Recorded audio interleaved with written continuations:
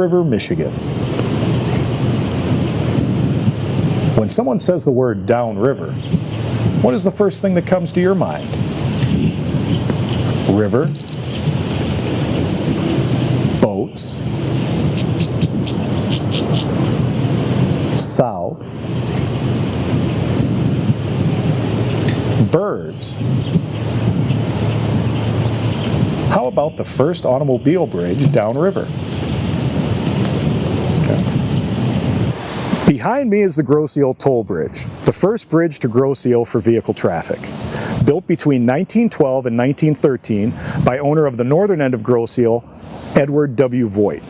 Voigt was a well-known businessman in the community, one of the founders of Detroit Edison Company, owner of a large beer brewery, a ferry boat company, founders of Detroit Museum of Arts, Miles Theater Company, and Voigt Parks in Detroit. He foresaw the need for improvements in transportation to and from Grosse Ile. Edward W. Voigt was born in Deubeln, Saxony, Germany on April 5, 1844. His father brought him to America in 1854 when he was 10 years old. Voigt followed his father in business, taking over a beer brewery he had established in the 1860s. Under the Junior Voigt's leadership, sales increased and he eventually bought the business from his father.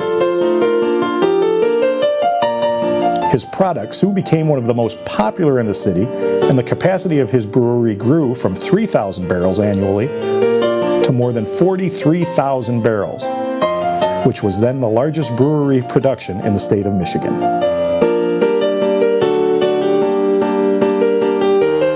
Voigt's business ventures expanded beyond brewing, and he became one of the most prominent businessmen in Detroit during this era. He was one of the founders of the Edison Illuminating Company, which was the forerunner to Detroit Edison. He founded the Port Huron, Suffet, and Paper Company and was involved in railroad ventures, among other business activities. Voigt was also a major real estate developer in Detroit who assisted in planting the lots and building streets for a very desirable neighborhood along Woodward Avenue, now known as the Boston Edison Historic District.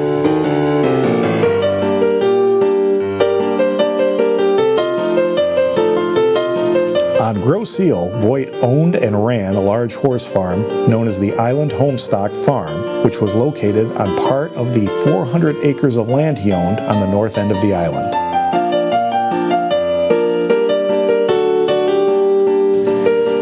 He raised Percheron horses on the farm that his brewery used to transport beer barrels in Detroit. He also owned a ferry boat service that was one of the few businesses that regularly carried people and goods to and from Grosse Ile.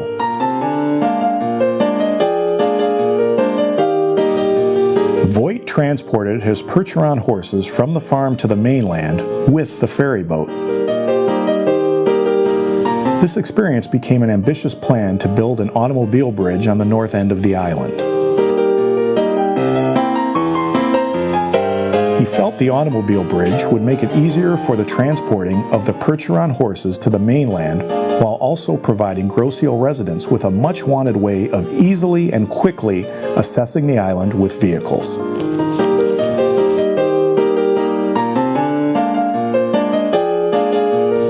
At the time, the idea of building an automobile bridge was very popular with Grosse Ile residents. However, given there were fewer than 1,000 residents on Grosse Ile, and local governments did not have funding to build an automobile bridge to Grosse Ile, this project could only be made a reality with private funding.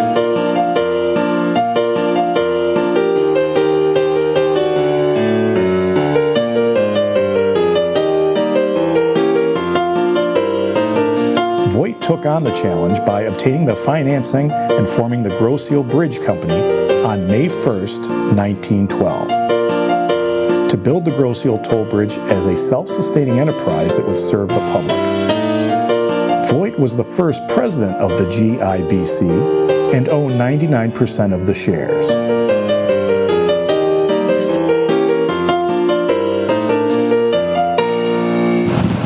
The toll bridge connects two downriver communities, the community of Riverview and the community of Grosse Ile Township.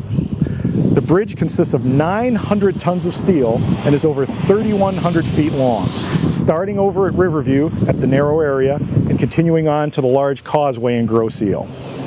The bridge at its highest point is over 90 feet high, and it sits about 10 feet above the water. Interestingly enough, there's a smaller bridge, 32 feet wide, which runs along the Grosse Ile shoreline, and it's a small channel. It runs around the small channel there. We need to keep in mind that this was the first bridge connecting the downriver communities with Grosse Ile. And because it's a privately owned bridge, there is a toll charged. 2012 marks the 100th year anniversary of the Grosse Ile Bridge Company. The bridge can be categorized by engineers as a center pier swing bridge. It was built for functionality reasons to keep the Trenton Channel of the Detroit River open for ships to pass through. The bridge has one pier that rotates for 45 degrees, and the pier always remains in the center.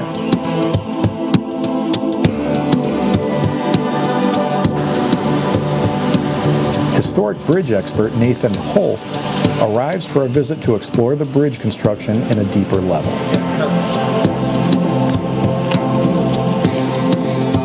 Swing bridges were oftentimes not used in later years because they opened only two narrow channels, and a lot of times boats would want a larger channel. But the swing bridge has served its purpose in this location quite well. There have been a couple accidents that has happened over the bridge's history. The main swing span is a through truss type of superstructure. The through truss is a Warren truss configuration, which refers to the V pattern that we see in the truss.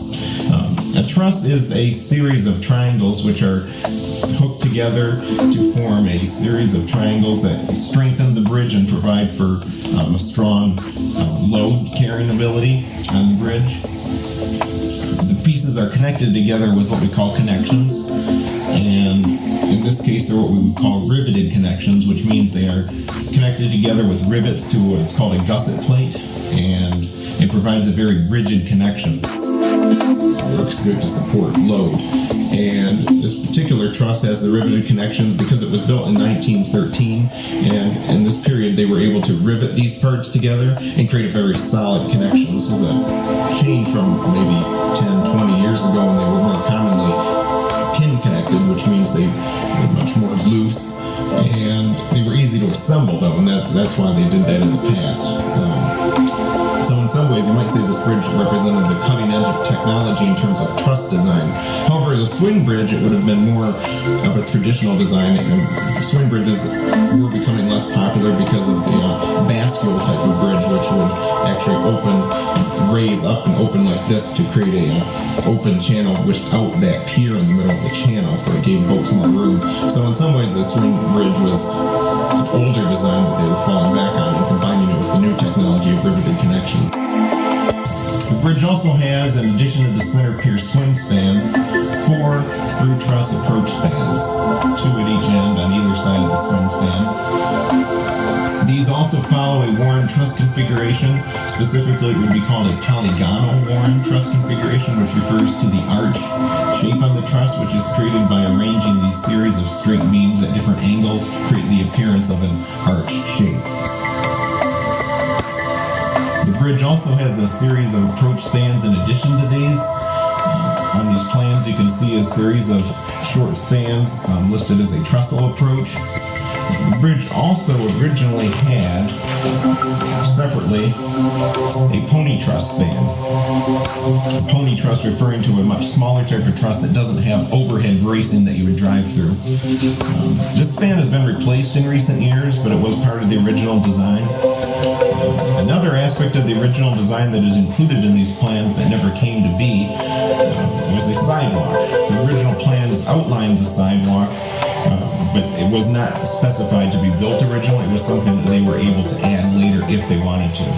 That never happened.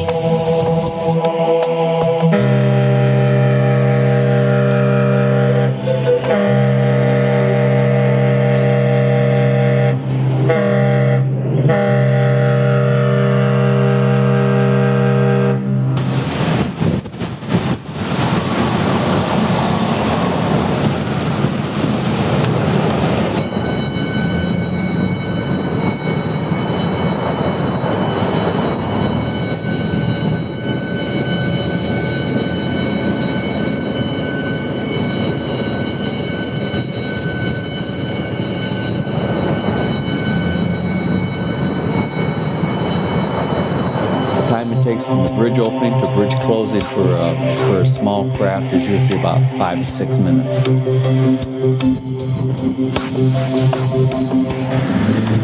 The first thing I do is I hit the signal lights. That tells the vessel out there that I know that he knows that I know that he's there. And according to the instructions on the wall there, it has to be done. So he can't proceed without that signal light going on. The very next thing I do is I turn on the bells and flashers. That lets the car traffic know that, hey, the bridge is going to be open. Follow that by turning on the red traffic control lights from green to red. Once I see that the cars are clear, I'll bring the gates down. Once the gates are down, I go to the control panel, I put it on automatic, I retract the jacks, I disengage the locking pins, I take the clutch and I put it into span position. Sometimes we have to jog, almost always we have to jog the motor to get in that position. Once I'm in span position, I sound the marine horn. It's very loud. One long, one short. See, everything's behind the buoys for the piers. The boats are behind the piers. They're not in any way. I open the bridge, and that's a button. Then the bridge opens. It takes about a minute for it to open it up. Then the vessel goes through. Once he's clear of the pier, once he's past the pier, I sound the marine horn one long blast, and then I close the bridge. Now, when the bridge is closing, there's an alignment process. You have to get the bridge to align to the roadway exactly, and that tends to wiggle a little bit, and that takes about a minute. And once it's perfectly aligned, I engage the locking pins. Once the locking pins are engaged, I put the clutch to jack position. Then I extend the jacks, raise the gates, turn off the bells and flashers, turn off the signal lights, and there you go.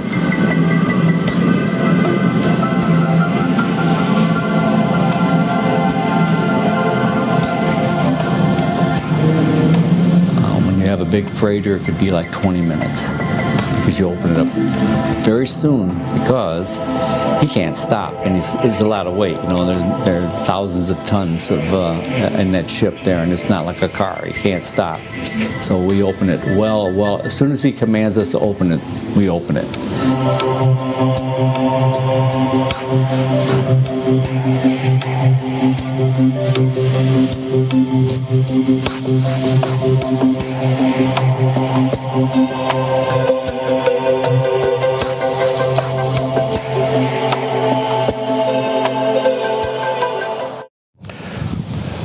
For most of its history, the operation of the toll bridge has been uneventful. However, there have been two major accidents involving lake freighters over the years. The first in 1965 and the second in 1992. On the August 6, 1965 accident, the lake freighter John T. Hutchinson lost control while traveling up the river and hit the fixed span on the island side of the bridge. The ship's bow crumpled one span, and 7 men threw themselves in the water for safety. 3 cars were knocked down the river, but fortunately no one was hurt. The estimate of the damage for the bridge was $100,000.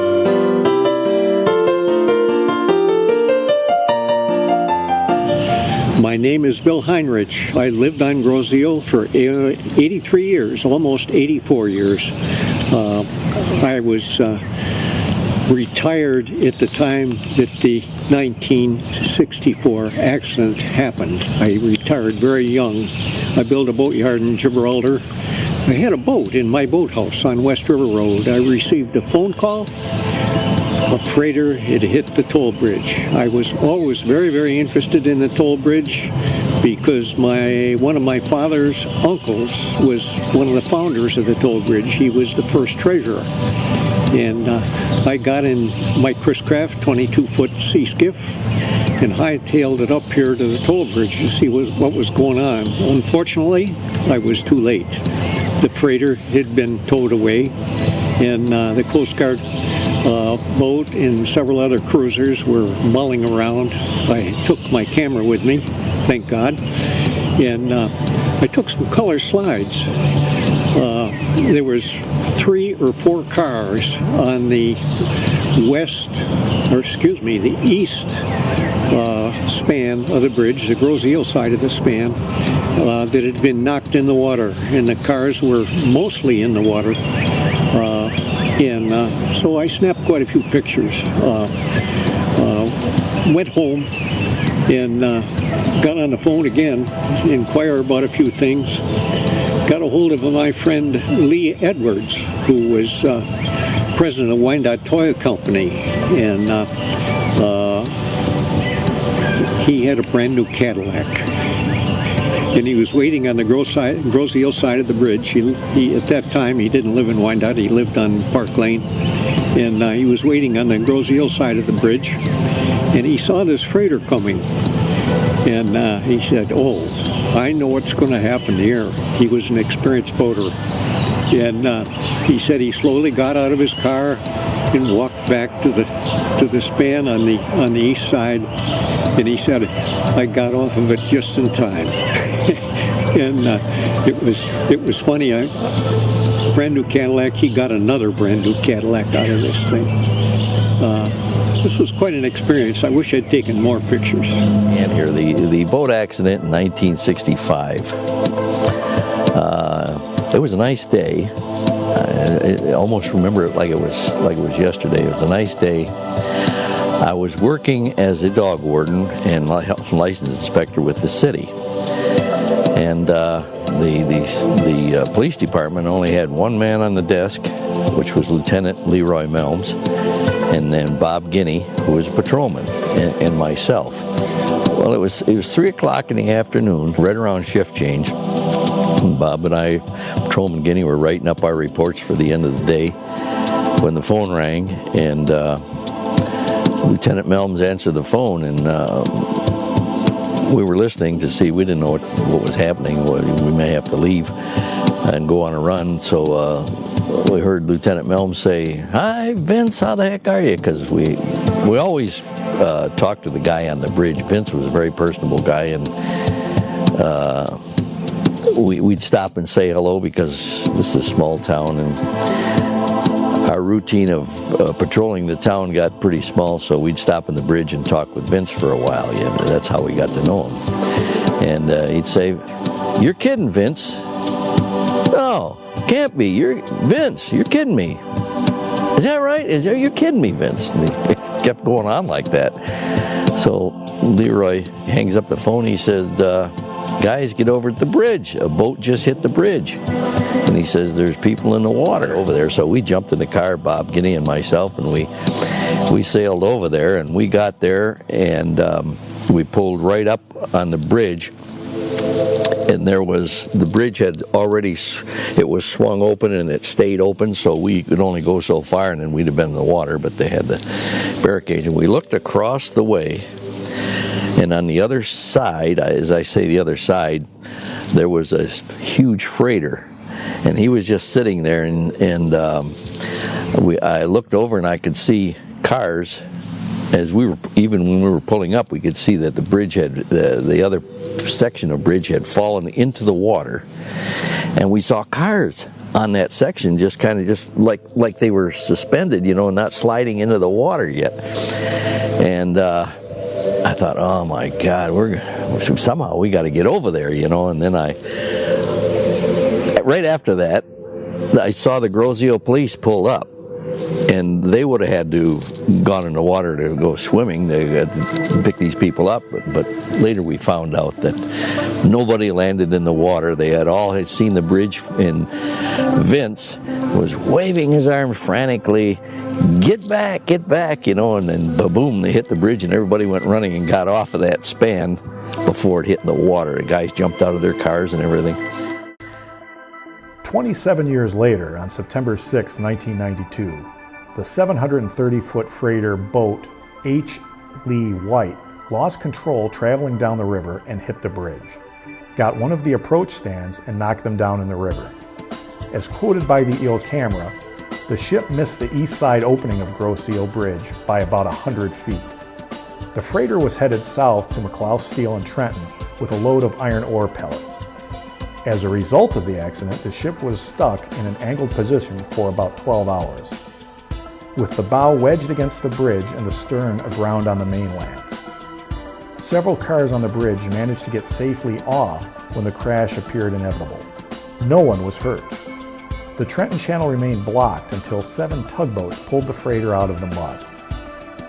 Although there was about $250,000 in damage to the ship, crew members said the freighter was deemed fit.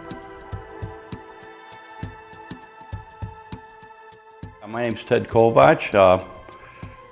I was project manager for J.S. Albarisi Construction Company, and when the bridge went out in September 1992, and I believe it was September 6, 1992, and my wife and I was traveling in the neighborhood, and we had heard what had happened on the radio, and I told her, you know, what was going on, and she says, well, you know, I think the owner of the bridge company comes into the restaurant where my wife was working. It was my sister's restaurant. It was called Kathy's Cafe on the island. And I said, well, you know what? And this was on a Sunday. I says, tomorrow morning, I says, if that owner comes in, Mr. Smoke, give him my card. Tell him this is what your husband does and the type of work, the business that they're in, and we can help him out if he needs any help. So next morning that happened. Wasn't long after that same morning, Paul had given me a call. I was at my office, and he had given me a call and asked if I would meet him down at the bridge. So my name is Bruce Burt from Ruby & Associates. I'm Vice President of Engineering. At the time of the replacement of the Girl Seal bridge span, I was a project engineer at Ruby & Associates. I was called on Labor Day of 1992 by Dave Ruby, who was the founding principal of Ruby & Associates. He told me, Bruce, there's a problem down at the bridge. There's been a collision, and I need you to come down just as soon as possible because it's been a very serious accident. So that was Labor Day. The following morning I came down to the bridge to see that, in fact, a freighter had struck the bridge and knocked it completely off its moorings and into the water, virtually destroying that span. And we knew that this was the timing of getting the replacement span in place as quickly as possible was critical because of the inconvenience to residents. Paul had ended up giving Ruby a contract for the engineering, and then at the same time he had us put some packages together to put the bridge out to bid. And so we put together a set of plans and specifications, sent it out to a list of bidders, and the low bidder was then awarded the project. That company was Albarisi, located in St. Louis, Missouri, and they had got the project to not only fabricate the new structure but also to put it in place. And one of my ideas was for removing the bridge was to incorporate 2 barges and basically hook the 2 barges, sink the barges down, and then hook it to the bridge, and then lift the bridge, pump the barges back out, and lift the damaged bridge out of the water.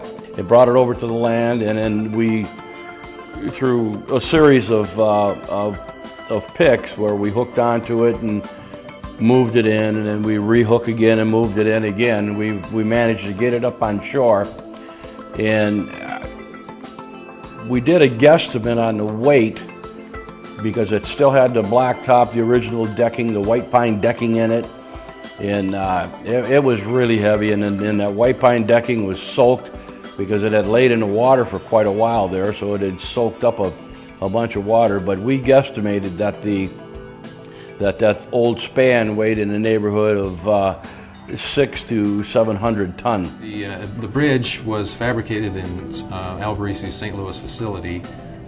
It was completely pre-assembled in their shop to ensure that the fit-up was correct. And once it was assembled, then it was disassembled and placed on trucks and then shipped to Michigan for reassembly on site. The bridge was then constructed on the barge, and the concrete deck was placed on the bridge. We did use a component called a tension control bolt to mimic the look of a rivet. The tension control bolt is a unique type of fastener that has a splined end that a special wrench attaches to. The wrench attaches to both the spline and the nut, and as the bolt is tensioned, the wrench fastens onto this splined area, and when the bolt reaches the proper tension, this spline shears off.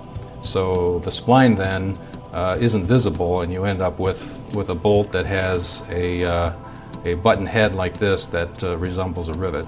If you drive over the Grosse Ile toll bridge and you look at that particular span, look closely at the fasteners and you'll see that they don't exactly match or mimic a rivet. They have a nut on one side and then a button head similar to a rivet on the other. January 17th, the work began to install the bridge on the supports. I was on the bridge at the time, watching closely, and the entire process of installing the bridge, from the time it was unmoored on at the landing site to the installation on in line with the other spans on the piers, was only a matter of about 2 hours. And once it was put in place, the traffic was almost immediately opened. I believe it was only about 2 hours of additional work that needed to be done, and then the bridge was open for service.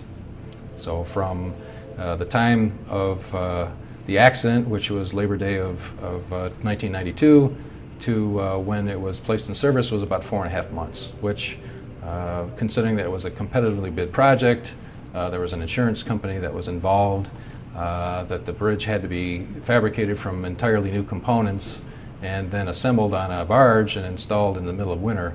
I think that's a very impressive track record for Al Barisi and all the workers that were associated with that project.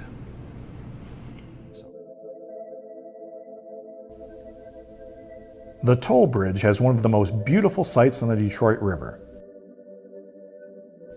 Here an endangered species of the common tern comes every late spring and nests in colonies. Many birds and other species occupy the undisturbed wildlife.